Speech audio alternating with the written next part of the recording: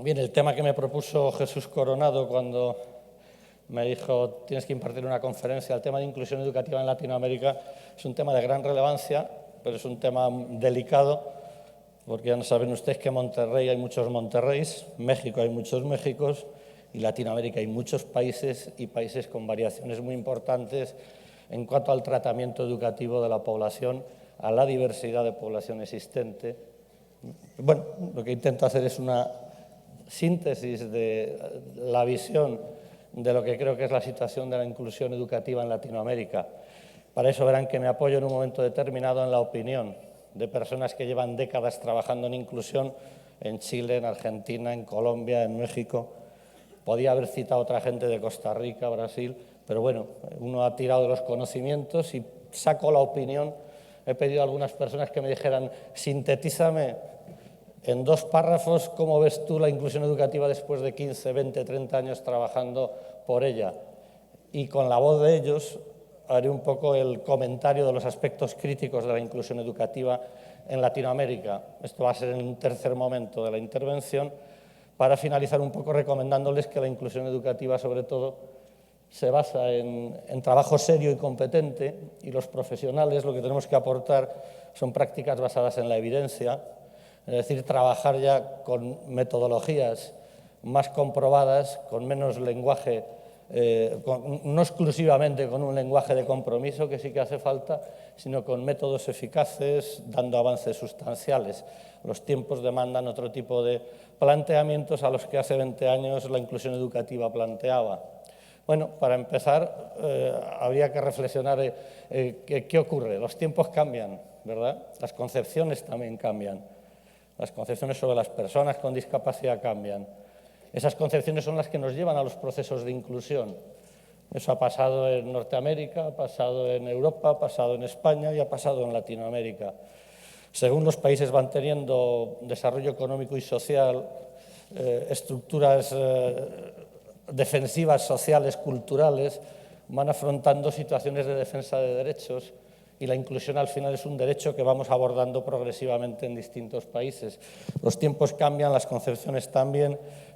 De alguna forma, alguna de las concepciones principales que cambia con la inclusión es la concepción que va desde una respuesta segregada e institucionalizada, como es la escuela especial, desde eso que era la respuesta general y positiva en su momento, porque era frente a la desatención, darles un espacio particular. Frente a la desatención, ponle especialistas en educación, en psicología, en trabajo social, en terapia ocupacional.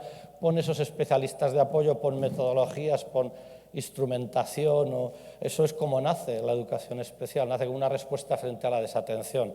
Pero en un momento determinado eso es insuficiente y los que estáis aquí sois papás o mamás de niños con discapacidad, lógicamente quieres que tu hijo vaya a la misma escuela que tu otro hijo o hija, a la misma que tú eliges, por cercanía, por proximidad, porque ideológicamente satisface lo que es tus planteamientos.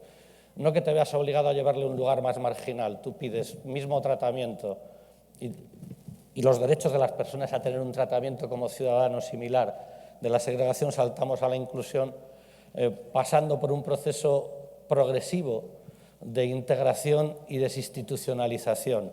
Pero bueno, hay algunos paradigmas que yo quiero destacar que ayudan a entender un poquito qué son los cambios que ha habido. Hablamos de inclusión porque ha habido un cambio en cómo entendemos a las personas. Cuando digo que ha habido un cambio, es que ha habido un cambio, pero que todavía veremos que hay algunos países, y veremos algunas de las opiniones, en concreto de una persona de Colombia, de las que pedí yo opinión para preparar esta conferencia. Algunas de las opiniones es que todavía no entra en la cabeza de las personas que entendemos a la población de manera distinta, que no por tener discapacidad, deficiencia, retraso mental, esas palabras ya marginales deberían estar del lenguaje habitual, les entendemos de otra manera. Entendemos que la concepción de discapacidad tiene un componente ambiental importante, como citó Weimayer ayer en la conferencia inaugural, que los modelos ecológicos acentúan los apoyos y el paradigma de apoyos. ¿Qué es lo que hacemos los profesionales? ¿Qué es lo que hacemos la familia? Proporcionamos apoyos y oportunidades que permitan entender y trabajar, ayudar a promover el desarrollo y la competencia y la independencia, la autonomía de la persona, ¿no? Entonces estamos en un paradigma de apoyos porque hay una concepción distinta de las personas. La discapacidad de un alumno no es solo un problema de él, ni lo entendemos solo por esa dificultad para la lectoescritura. Lo entendemos porque no tiene oportunidades apropiadas, no hay especialistas de apoyo, no hay políticas a lo mejor adecuadas para que tenga recursos suficientes para poder tener el tiempo necesario para poder aprender. Esas son variables ambientales, la tecnología, los planteamientos curriculares modificados, los recursos de apoyo especializado, son variables ambientales, no tienen que ver con que el niño o la niña tenga síndrome de Down. Siempre ha tenido síndrome de Down hace 30 años igual que ahora, pero lo que ha cambiado es que las variables ambientales, la competencia de los profesionales es mayor, las organizaciones son más potentes, las familias afortunadamente más ambiciosas reclaman para sus hijos el derecho a una educación inclusiva. Esos son variables ambientales, eso es lo que ha hecho cambiar las expectativas, lo que ha hecho avanzar a que la persona con síndrome de Down, que decía Juan Pereira ayer, de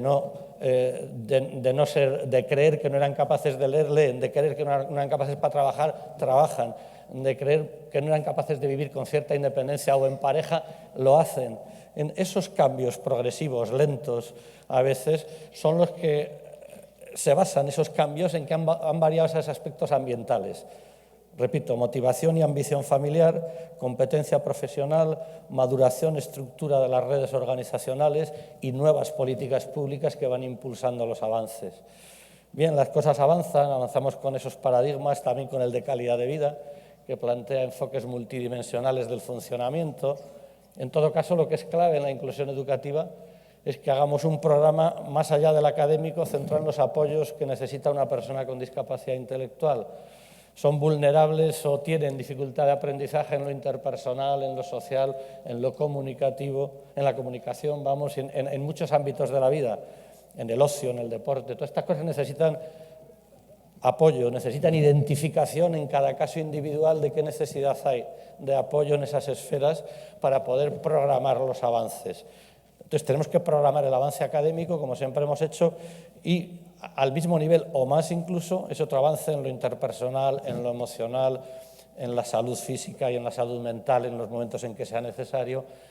Eso es los modelos multidimensionales de discapacidad, el modelo multidimensional también de calidad de vida que nos ayudan a ir conociendo, digamos, la manera de hacerlo. Bueno, no son palabras hueras, solo para citar algún aspecto esencial. La Organización Mundial de la Salud, recordarán ustedes que en el año, creo que fue en el 2001 exactamente, promueve una nueva concepción de discapacidad, de cualquier discapacidad, incluyendo salud mental. Por supuesto, discapacidad intelectual, pero discapacidades físicas, sensoriales, visuales, auditivas, otras discapacidades, las nuevas discapacidades desconocidas, y todas plantea un marco de referencia en el cual dice hay que utilizar un lenguaje más positivo, no hay que hablar solo de la deficiencia, discapacidad y minusvalía, el hándicap que hablábamos habitualmente, dice hay que hablar de la actividad de la persona y de su participación social. Ese es el gran cambio. En la escuela, en la inclusión, no hay que hablar solo de la deficiencia, la limitación estructural para el aprendizaje o la limitación, la grave dificultad que vemos en que aprendan con rapidez como los demás, sino que hay que ver qué actividades hace, qué barreras hay para que haga más actividades como cualquier otro niño y qué aspectos podemos poner en marcha para facilitar que se comporte, que se mueva, que se desenvuelva como su hermano, su hermana u otra persona. Y luego la participación social, tienen que estar en la comunidad, en los restaurantes, en las discotecas, en los mismos lugares que todos los demás. Participación es una nueva palabra de 2001 que es clave e importante. Más que mi hijo aprenda, es importante que tu hijo aprenda y suba académicamente al máximo nivel posible. Pero si la discapacidad es de tipo cognitivo-intelectual, la clave, al menos al mismo nivel, y quizá más, es que participe en cualquier actividad de la vida con un proyecto personal individual que le permita ir madurando y controlando con ese enfoque de autodeterminación que Weihmayer comentaba ayer. Bueno, eso OMS, Organización Mundial de la Salud, lo define a nivel internacional por los procesos de maduración conceptual. Esas cosas son las que han cambiado, las que soportan un enfoque inclusivo que empezó mucho antes. La educación se movió primero que la salud, se movió primero que estos paradigmas. La educación es la primera que dice estas personas tienen que estar donde las demás están. Y la inclusión dice tienes que justificar por qué no está ahí. no al revés. No justificar por qué le tienes que poner en la escuela ordinaria, no, justifícame por qué le segregas. El cambio es decir, bueno, si es un ciudadano como los demás y tiene derechos, cambia la visión de las cosas. Bueno, la Organización Mundial de la Salud fue mucho más tardía que lo que la Asociación Estadounidense o Norteamericana de Discapacidades Intelectuales y del Desarrollo, que han presidido mis compañeros y colegas Marc Tassé y Mike Wehmeyer también. En el año 92 fue la primera que hizo una apuesta muy definida respecto a la discapacidad intelectual, en que ven ustedes ahí que cuando representamos el modelo de funcionamiento, en la cual formamos parte del equipo que hizo esa propuesta en el año 2010, los tres y más gente, ven ustedes que en el medio no retratamos el cerebro de una persona y sus alteraciones, que sería un modelo médico tradicional. Históricamente decíamos el sistema nervioso central y su deterioro y su mal funcionamiento, su disfunción, te ayuda a entender a la persona. Respecto a la implicación educativa, eso es mentira. A la persona la entendemos por los apoyos que necesita o la atendemos por los apoyos que necesita. Si yo hablo de una hija o de un hijo con síndrome de Down o un alumno o una alumna que podéis tener con síndrome de Down, la clave es entender qué apoyo requiere para mejorar su funcionamiento. Entonces nos ponemos una perspectiva de mejorar el funcionamiento individual y la calidad de vida de la persona, del alumno. Para eso la clave son los apoyos y los apoyos somos nosotros profesionales, nosotros familiares y los responsables de poner en marcha las políticas públicas también. Hay distintos planos del sistema que obedecen a dar buenos apoyos o malos.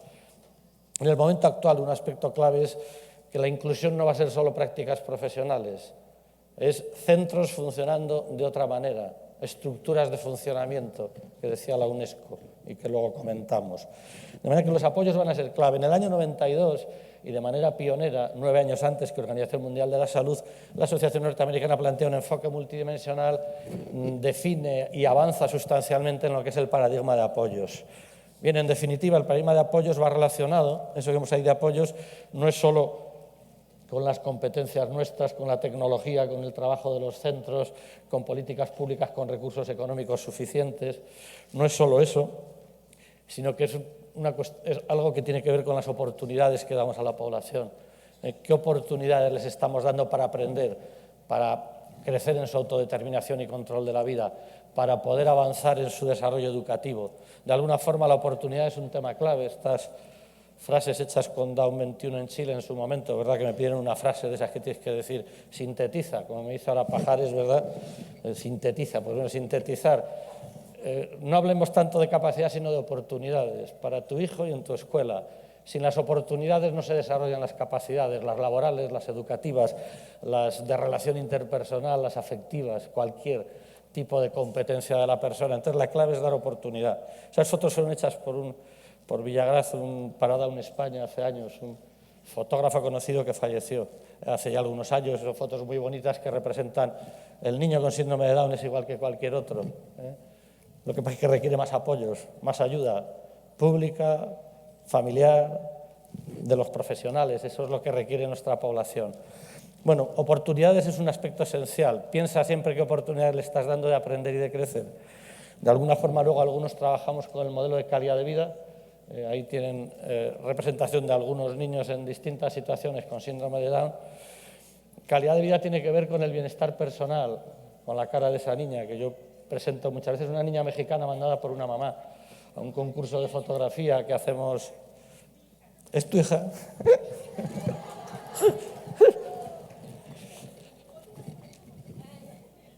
Me alegro.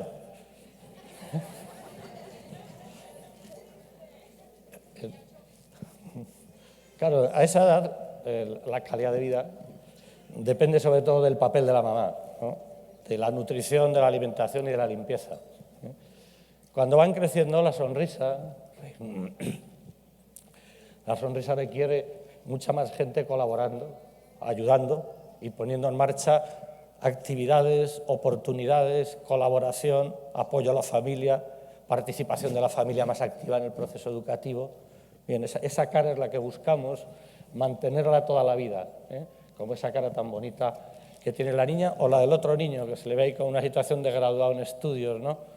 Son niños con síndrome de Down que, bueno, tienen el mismo derecho al bienestar y a la felicidad que cualquiera de nosotros. Bueno, al final esta frase que se ha dicho muchas veces en procesos inclusivos resume bastante bien resume bastante bien lo que es alguna de las expresiones clave. Tienen el mismo derecho, todos somos diferentes, todos tenemos importancia. Claro, esto es un mensaje que aquí todos lo tenemos claro. El tema es que de aquí sepamos trasladarlo al maestro de la escuela ordinaria habitual, a la sociedad cercana que tenemos, a la familia extensa que nos ayuda o que puede ayudarnos. Y hay que transmitir y defender esa importancia y ese derecho a compensar las dificultades en las que tenemos que colaborar todos. Bueno, yo había empezado diciendo que los tiempos cambian y las concepciones también, pero la conclusión de este primer momento sería que los tiempos cambian, pero las escuelas, los maestros, el sistema educativo, los gobiernos, les cuesta mucho cambiar. A la escuela le cuesta mucho cambiar, eso es una constatación real. La escuela es excesivamente conservadora para innovar y modificar. El sistema educativo suele ser muy rígido para hacer cambios.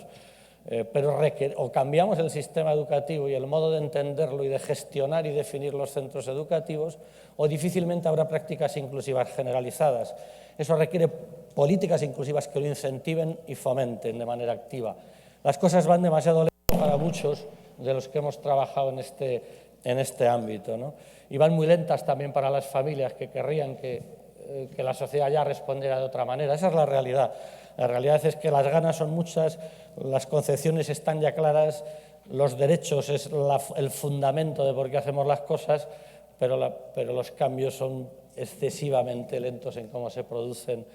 Bueno, el significado de la inclusión le tenemos muchos claros, pero para fundamentar de nuevo pues esa evolución de lo que va de lo segregado a lo integrado, con evolución conceptual, pero quizás citando a UNESCO de manera más clara.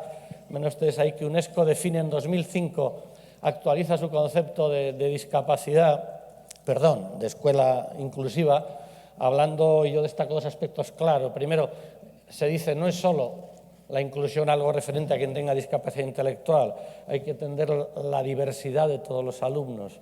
Y la diversidad de todos los alumnos son los niños indígenas, en México hay millones, en ámbitos rurales, todavía desatendidos en muchos casos, pero en Colombia, en distintos lugares de Latinoamérica, aunque se ha superado y se ha hecho unos avances sustanciales de gran importancia y el compromiso de gobiernos de distinto tipo es claro, pero todavía hay tantas tareas y tanta desigualdad en el trato a la diversidad, que ese es un tema que debe ser prioritario de la política pública. UNESCO dice la diversidad de necesidades especiales es lo que debe atender una escuela inclusiva, y lo que debe hacer para atender esa diversidad, en la que no es solo la discapacidad intelectual, sino muchas más cosas, lo que tiene que hacer es cambiar enfoques, estructuras, acuérdense, estructuras de funcionamiento. Las estructuras es el papel de las direcciones de los centros, el liderazgo en esos centros, la gestión organizacional, esos aspectos son de futuro inmediato. Desde el modelo Calidad de Vida al menos hemos entrado en ellos porque entendemos algo que ya se había dicho previamente, no estamos haciendo un razonamiento alejado de lo que el índice de inclusión, que muchos de ustedes saben porque se ha adaptado en Chile, en Colombia, en México, en distintas oportunidades, el índice para la inclusión, que es un planteamiento que hizo especialistas educativos del Reino Unido, igual que hubo otros índices, hay también en Norteamérica y en otros lugares. Básicamente el índice para la inclusión, con su adaptación al mundo latinoamericano, lo que hace es plantear tres modificaciones sustanciales. Una de las actitudes y valores sociales globales, que sería lo que tiene que ver, como cuando hablamos desde calidad de vida, con el macrosistema, ese cambio de lo global, una apuesta mayor por la inclusión, una apuesta por resultados más positivos sociales que hay que demandar. Luego el índice para la inclusión también planteaba el papel del centro. El papel del centro determina unos funcionamientos y unas prácticas distintas. Eso sería lo que desde calidad de vida llamamos el mesosistema. Cuestiónate cómo funciona tu centro, qué oportunidades da, qué proyectos prioriza. Pero eso es en la escuela ordinaria. La especial, claro que sí, pero la ordinaria. Y la transformación hacia la escuela inclusiva. La inclusión es hablar, puede haber distintos niveles de inclusión, pero desde luego la pelea inicial es para estar en la escuela ordinaria, y la pelea principal, aunque tengas que mantener en momentos determinados por oportunidad de entrenamiento temporal o por determinadas dificultades para el trabajo con alguna población con discapacidades significativas, puedas estar manejando un nivel, menos exigente de educación inclusiva. Pero es porque no podemos dar todavía la respuesta. Pero La inclusión significa cambios en lo que llamaban las culturas inclusivas o macrosistema, en las políticas educativas o el papel del centro y en las prácticas profesionales. Si destaco esto es para recordar que la inclusión no solo es que nosotros, maestros o especialistas de educación o profesionales vinculados al mundo educativo, como psicólogos, como trabajadores sociales u otra profesión, no es solo que nosotros hagamos prácticas diferentes, eso es muy importante. La vida de una niña o un niño con discapacidad depende del contacto diario cercano de aquel que pasa horas con él, que es el maestro del aula, que es el auxiliar educativo, que es el especialista que apoya. Ciertamente, y eso lo saben las familias, tener un buen tutor es muy diferente a tener un mal tutor. Tener una buena maestra, muy diferente a tener una maestra que no se preocupa o margina o concibe de manera tradicional al niño no dándole oportunidades. Pero no es solo eso, acuérdense, hay que hacer una exigencia de que los centros piensen como entidades particulares en qué buscan, qué resultados organizacionales pretenden, qué oportunidades están dando para ello. Entonces, los equipos educativos deben trabajar bajo sistemas distintos y con estructuras diferentes, como planteaba UNESCO, no solo enfoques diferentes, estructuras de trabajo distintas y nuevas prácticas e innovaciones, ¿no? Bueno, situación en Latinoamérica, porque es la inclusión en Latinoamérica. Claro, lo primero que me dije yo es, claro, uno desde España hablando de Latinoamérica, pues no te tiran piedras porque no las tienen a mano, pero era un poco conflictivo, ¿eh? Quizás es bueno porque hablas más desde fuera. Latinoamérica es España también, de manera que hago una reflexión breve sobre España. Latinoamérica o Iberoamérica, que es más preciso, pues es España, Portugal, países de habla hispana y Brasil, todos. Eso es todo Hispanoamérica, ¿no? O Iberoamérica, Iberoamérica más correcto, más que Hispanoamérica, ¿no? Pero bueno, entonces lo que he hecho es pedir a una serie de expertos con una media de 20, 30 años, algunos están aquí presentes y la mayor parte no, personas que tengo yo conocimiento particular o que hemos hecho trabajos conjuntos o formación, en programas de formación que hemos organizado. Digo, descríbeme en breve, sintetiza tu experiencia, ¿qué opinas de la inclusión en tu país? No están todos los países. Las personas que están porque es correcto que estén. Hay muchos otros que podían estar y que estáis aquí y que intervienen en este congreso, que no están, pero claro, no iba a pedir a alguien de este congreso que también le iba a comentar yo su ponencia, ¿verdad? Como María Eugenia, que habla de inclusión educativa, o cualquier otro, ¿no? Entonces, bueno, repito, lo que pongo son ejemplos agarrados por el contacto particular, pero para ver un panorama global de qué nos dicen, y cada uno transmite, selecciona un poco qué cosas transmiten que nos pueden reflejar la situación real de inclusión a nivel de toda Latinoamérica. Les comento un poco y les destaco porque, claro, a la gente le pides un párrafo y te escribe 12 hojas, ¿no? Entonces, aunque le he reducido mucho, tampoco quería eliminar el discurso natural que hacen porque ese tiene su significado. Entonces sí que he resaltado un poquito, simplemente les destaco. Una de las primeras que me contestó y mejor hecho desde el punto de vista de la pregunta planteada era Ana María Hernández de Chile, en la Universidad Diego Portales, que está en la carrera de Educación Diferencial, ha estado trabajando en escuela durante muchos años, al menos lleva unos 20 años, inclusive ella dice, bueno, en Chile es verdad que se aprecia un avance en la materia, dice, se aprecia un avance que ha favorecido la implementación de escuelas inclusivas, pero la inclusión educativa, dice, se enfrenta con una realidad descarnadamente contraria a sus principios, dice, con una realidad que no tiene nada que ver con los principios que plantea la inclusión. Ella viene a decir que el sistema educativo no es ni equitativo ni igualitario, dice que se ha llegado a hablar del sistema educativo como el apartheid educativo, referido a cómo margina a la población con discapacidad. Ella opina eso y dice que hay una inconsistencia entre lo que los marcos normativos declaran y lo que realmente es posible implementar en función de la educación inclusiva. Básicamente lo que dice ella, hay muchas experiencias en Chile, por ejemplo, desde hace años, pero son experiencias con carácter voluntario. El sistema no obliga a que incluyas a niños con discapacidad o a niñas con discapacidad, es voluntario. En cuanto que es voluntario no se generaliza. Y simultáneamente se incentiva sobre todo la generación de centros especiales segregados y se financia intensamente ese tipo de medidas que son contrarias a lo que es los procesos.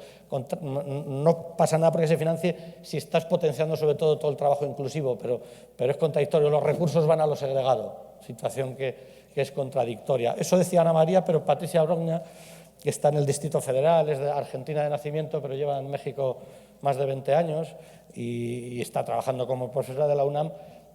Ella comentaba, la inclusión es un proceso, La inclusión es un proceso que ya lleva más de 30 años implementándose en distintos países de Latinoamérica. Ella conoce la situación de Argentina y la de México y dice una frase muy descriptiva, dice, haciendo un ejercicio de imaginación, dice, después de 30 años que llevan documentos en Latinoamérica y el más específico hace 20, yo creo que se refiere al de UNESCO ahí, dice, que sigamos hablando de inclusión, dice, es como si después de 20 años Fidel Castro y el Che Guevara continuaran diciendo en los años 80, escondidos en Sierra Maestra, que están en un proceso de hacer una revolución. Es decir, que vamos a hacerlo, que vamos a hacerlo, que vamos a hacerlo y nunca lo hacemos. Y lo dice muy bien, es como dice, bueno, hablamos mucho de ello, pero lo implementamos demasiado lento o inclusive no lo implementamos. Dice que hay una máscara en el discurso inclusivo, que el discurso inclusivo es una máscara, que dentro de él, digamos, lo que se hace es seguir manteniendo espacios especiales y segregados, y quien mantiene a veces un discurso inclusivo, bajo él está sabiendo que no quiere cambiar las cosas y que va a mantener ese planteamiento segregado. Entonces ella habla de las políticas públicas como un canto de sirenas. La gente es muy crítica. Pero es muy crítica con razón, probablemente. No crean que se inventa los análisis. Es personas que han estado 20 años peleando, trabajando, formando. Esta mujer, por ejemplo, ha trabajado en el tema de derechos humanos, vinculada luego a los temas de la Convención también, y han vivido las experiencias pues, con cierta resignación a veces de lo poco que avanzan las cosas. Elena Marulanda, de Colombia, de la Facultad de Educación de la Universidad Javeriana, ella describe, por ejemplo, que en Colombia cree que se malinterpreta lo que es la inclusión, que se cree que a veces el maestro ordinario entiende que es una homogeneización, que simplemente cambiando los términos ya las cosas van a funcionar, que los maestros y los agentes educativos siguen viendo a los niños con discapacidad como menos capaces y siguen teniendo esa concepción tradicional de que el problema es de ellos, no de las oportunidades, no de los modelos ambientales, ¿no? Dice, entonces, el gran reto de la escuela, ella acentúa otro aspecto, dice, es cómo se mira al niño o a la niña, cómo se le entiende y cómo se entiende la discapacidad, y lo urgente es desarrollar oportunidades de enseñanza y aprendizaje, y define un poco los derechos como cualquier otro niño a la educación, ¿no? Fulvia Cedeño, otra mujer de Colombia, coincidió que me contestaron varios del mismo sitio, mandé muchos mails y mucha gente no los recibió. Pero en esta habla de Colombia, ellos han hecho una guía de educación inclusiva, siguiendo también estos planteamientos del Índice para la Inclusión, que se ha trabajado en más países durante tiempo, y la experiencia de ella dice, bueno, ha enriquecido entender que tenemos población de origen africano, en Colombia habla, de origen por desigualdad social, producto de problemas de la violencia que existe en el país en concreto, la diversidad de todo eso es verdad que entendemos que hay que trabajarla, que la educación inclusiva permite poner ese foco, pero dice que hay acciones relevantes pendientes. Ella acentúa el problema de las estructuras organizativas, que les he citado yo como un tema clave, que dice que deben dar respuestas eficaces para afrontar la diversidad y que no hay estructuras preparadas en el sistema educativo. Luego habla de las concepciones éticas y luego destaca también el papel de las tecnologías, que ayer lo destacó en Autodeterminación Weimayer muy bien también. Ese papel es muy importante para dar saltos cualitativos de mucha significación en muchas discapacidades y entre ellas, lógicamente, la intelectual o cognitiva. De Argentina, Magdalena Orlando, otra mujer que dice, faltan planes de acción concretos, nada tiene que ver la ley todavía con la Convención de Naciones Unidas de 2006 respecto a educación inclusiva. La Convención confirma los derechos, no crea nuevos derechos, dice, y es una oportunidad para repensar el sistema educativo y social que hay que aprovechar. Llama la atención de esa perspectiva de derechos que puede significar avances importantes. Bueno, no todo es negativo, no todo es negativo. La crítica sale porque sale de la profundidad de personas que han intentado y que han provocado cambios en escuelas y en ámbitos educativos en sus países en distintos momentos. Hay mucha más gente. Aquí en Monterrey es la primera ley en todo México que se hizo hace años, una ley que se mantuvo fuerte unos años, luego por la inestabilidad a veces de los gobiernos hacen que cedan en los recursos, en las metas. Eso pasó en España también, los cambios gubernamentales, a veces la frivolidad del planteamiento temporal que tiene el político hace que no haga planes a medio y largo plazo, eso en cualquier país. Y eso es un problema para desarrollar estructuras de cambio de un sistema hacia un modelo más inclusivo. Bien, no todo es crítica, que sí que hay críticas, sino que hay experiencias importantes en Latinoamérica, algunas, hay muchas más que seguro que yo desconozco y que están aquí cerca, pero algunas para que vean que hay muchas cosas que han avanzado.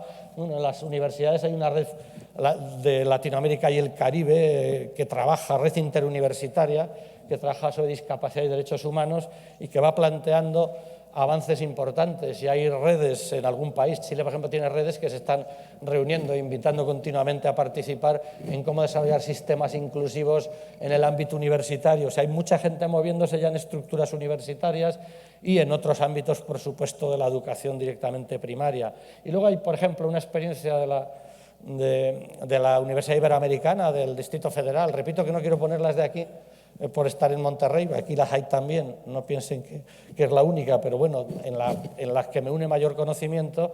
Por ejemplo, ha habido un programa, por ejemplo, de transición a la vida adulta que hacen en la Universidad Iberoamericana, que se llama Construyendo Puentes y que está desarrollado por Julieta Zacarías, Elisa Saad, Karina, que están por aquí, en algún lugar. Entonces, cuando le pedí a Julieta que me dijera cómo pensaba en la inclusión, por ejemplo, desde ese punto de vista de qué cosas se hacen, ella me dice, bueno, la inclusión educativa en la educación superior, en este caso, ya se hablan ya de ese ámbito educativo. La inclusión, acuérdense, no es solo la escuela primaria, también es la universidad. La inclusión educativa en educación superior está en sus inicios, dice, enfrenta muchas barreras, hay una mayor conciencia y hay mejores políticas educativas gracias al papel de las familias y de las organizaciones. Pero digamos que hay que ir apuntando a avances significativos en algún ámbito de mayor visibilidad del trabajo que hacemos. El programa que ellas han hecho de Construyendo Puentes se ha ido orientando hacia otras 4 o 5 universidades de México. Es un ejemplo de esas iniciativas que están calando progresivamente y que apuestan por una vida independiente y por una mayor autocontrol y autogestión de los derechos por parte de las personas con discapacidad intelectual. Bueno, hay ejemplos como estos, les hay aquí en Monterrey y en distintos lugares y en muchos más sitios. Hay organizaciones en los ámbitos sociales trabajando aspectos vinculados al ocio o al deporte o a la vida académica y a los programas de apoyo, y esos son, desde la misma entidad organizadora de Down Monterrey y otras organizaciones, ejemplos positivos. Hay que aprender de los ejemplos positivos y hay que presionar para que avancen otros ámbitos del sistema social. De manera muy rápida, en España tienen ustedes, ahí les resumo la opinión personal, producto de un trabajo de muchos años con algún otro profesional de la educación trabajando en este tema, como es un compañero mío en la Universidad Autónoma, Gerardo Echeita, que hemos trabajado, él ha estado muy vinculado también aquí a países como México, Latinoamérica. Entonces hicimos un libro hace años que le descargan de Latinoamérica, como está en internet, un libro y un proceso discursivo sobre cómo era la inclusión educativa y los problemas que afrontábamos en España, ¿no? Bueno, en España los problemas principales es, cuando decimos que es concepción anticuada como una hidra que tiene 7 cabezas, es, a pesar de que creas que la gente sabe ya que hay una nueva concepción de discapacidad, no, hay una hidra de 7 cabezas. Cuando has cortado un malentendimiento, te saca otra cabeza la hidra. Quiero decir, resurgen los modelos anticuados tradicionales que piensan que la clave de la discapacidad es cambiar la cabeza de quien la tiene. Es que el cerebro y su curación es la clave y no los apoyos. Y de las 7 cabezas es, resurgen los modelos anticuados tradicionales de entender la discapacidad solo como un problema del individuo y no como esas variables ambientales. Secundaria es un momento muy complicado que ha costado mucho en España, aunque ahora ya hay experiencias más positivas. Primaria ha sido más fácil el proceso inclusivo y más general, secundaria más complicada. Ha habido mucha inestabilidad política en las ganas de los gobiernos. Han ido cambiando de interés y, como bien decía Patricia Broña respecto a Latinoamérica en general, que ella conoce varios países también, se ha quedado un lenguaje discursivo y una realidad distinta. Lo positivo en España es que las organizaciones de discapacidad, el CERMI en concreto, representando a Down, a FEAS, autismo, parálisis cerebral, ONCE, a todas las organizaciones de discapacidad, tiene un planteamiento potente de exigencia de un cambio inclusivo. Eso es un aspecto estructural de importancia. Las políticas deben cambiar. Quien tiene fuerza para hacer lo que cambien son las organizaciones y sus representantes, es decir, quien representa a las familias y a quien tiene discapacidad. Eso en Latinoamérica hay que fortalecerlo. Tiene usted que unirse. Tiene que haber menos pelea y más unidad. Y más unidad en reclamación de cambios. Reclamación de cambios y estabilidad en el proceso de cambios inclusivos en las políticas concretas de los gobiernos, de cualquier gobierno y de cualquier signo. Eso en España al menos es un tema claro y en Latinoamérica igual. Entonces, bueno, ese fortalecimiento de familias y organizaciones permite paliar un poco la falta de estabilidad o de compromiso a medio plazo que la política suele generar por su temporalidad limitada, ¿no? Luego, hombre, siempre sigue haciendo falta capacitar profesorado y personas y desarrollar buenas prácticas. Eso es algo evidente. Modelos de actuación, incentivar, hacer aspectos. Estos, por ejemplo, este congreso es una acción transversal importante. ¿Por qué? Porque aprendemos nuevas técnicas o enfoques, planteamientos distintos, lo que hacen otros. Es transversal en el sentido que nos ayuda a aprender prácticas profesionales distintas, nos ayuda a comprender qué cambios hay que hacer en otras esferas. Entonces eso es importante, es transversal a todos los planos del sistema. Hay que hacer muchas actividades, hay que formar profesionales, hay que capacitar intensamente y continuamente. En este mundo de la discapacidad todos seguimos aprendiendo, ¿eh? No hay magias, ni hay gurús, ni hay nada, ¿eh? Todos aprendemos, ¿eh? Y tenemos que aprender con el contacto cotidiano con el centro educativo y sus profesionales y con las familias.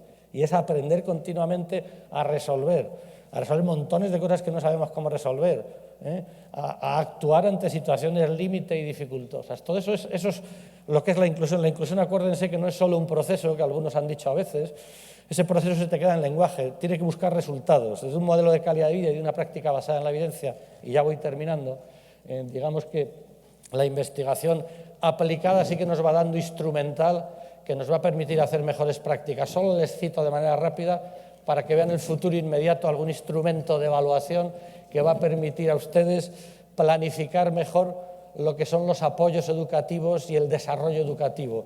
Uno de los que tienen que tener en su visión es la escala de intensidad de apoyos para niños, que Mike Weinmayer, Bartase y Jim Thompson y otros profesionales, principalmente estadounidenses, están desarrollando.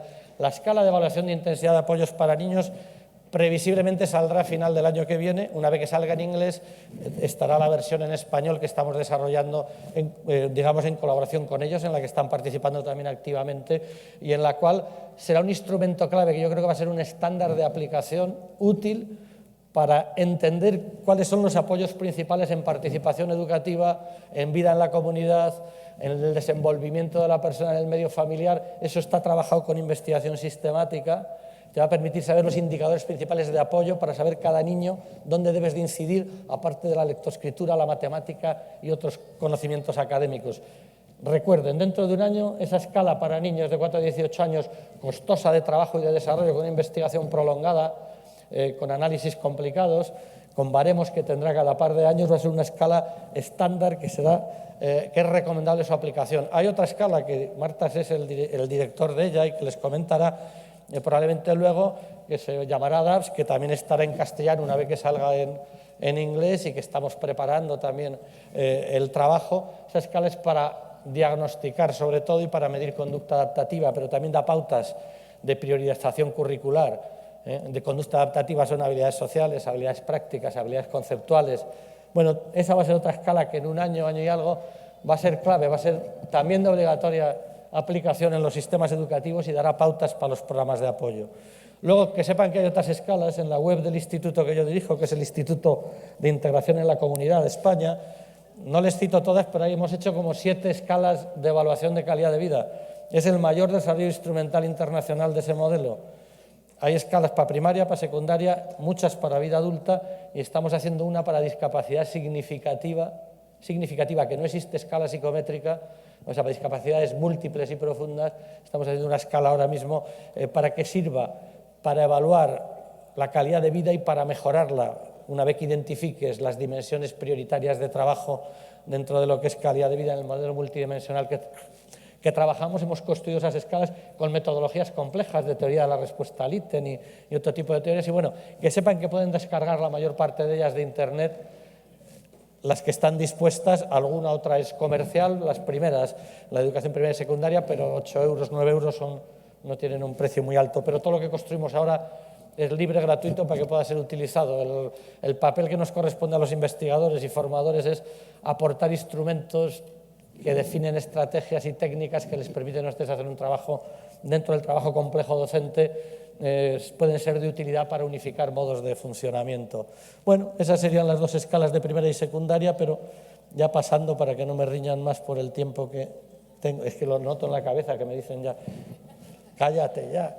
Hay una escala también que desarrolló hace años Mark Weimayer que es sobre autodeterminación, que en castellano estará lista en un mes también para los que trabajéis en secundaria y estará descargable de internet también.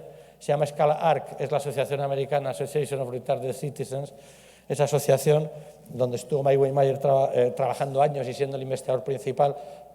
Hicieron una escala que ya lleva muchos años y una adaptación española con fiabilidad y validez está disponible en estos meses próximos y estará descargable en internet. Bueno, son instrumentos que ustedes pueden utilizar para su trabajo, igual que los últimos manuales de formación que hemos publicado y que pueden ser útiles para actualizar contenidos, conocimiento y competencias de los profesionales. Bueno, volvemos a la foto de tu hija. Claro, la foto expresa mucho, porque la cara expresa la felicidad de una persona. Entonces, la mejor expresión de calidad de vida es la de la felicidad. Bueno, que sepan quienes trabajan en educación, año 2015 en España, porque nosotros sí que planificamos con tiempo. Los políticos no planifican la inclusión educativa con tiempo. No la planifican para cuando ellos se van. Solo intentan rentabilizar mientras ellos están. Y ese es un problema grave. Pero los que nos dedicamos a ámbitos profesionales sí que vamos planificando para el tiempo. En 2015 vamos a dedicar como tema prioritario el rol de los equipos psicopedagógicos en el diagnóstico, en el juicio clínico, en la intervención, en el apoyo, en la ayuda educativa y también en vida adulta. Entonces les invito un poco a tener presente quien sea capaz de mover y viajar. En marzo, ¿cuándo he dicho? Bueno, es en marzo, ya lo verán, eso es para que se les quede en la cabeza. Es en marzo, pero no pasa nada. Ya lo verán, en internet sigan la web que sacamos, que tienen mucha documentación. Miren, tienen que mirar una página web. Una es la de Instituto, pero otra es esta, que con el Gobierno de España, con el Ministerio de Sanidad, Servicios Sociales e Igualdad, desde el año 99 ha ido cambiando de ministerio, Educación, Trabajo, Bienestar, ahora está en Sanidad, Igualdad y Servicios Sociales. Hay una red que se llama Rediz, que une los servicios de información sobre discapacidad, unos servicios que son el centro de documentación que está en Madrid en el Real Patronato, el Observatorio de Discapacidad que está en Extremadura y el Servicio de Información sobre Discapacidad que está en Salamanca. Eso es una red de información promovida gubernamentalmente, desarrollada por ámbitos universitarios y de expertos y que en colaboración con organizaciones lo que hacemos es poner en marcha información gratuita que pueden ustedes consultar. Esa página web les puede dar mucha información, libros, documentación, en base a la cual ustedes pueden consultar y tener ayuda de lo que nosotros podemos hacer. Muchas gracias por todo. Luego las preguntas cuando acabemos todos. Me dispongo a ello. Gracias.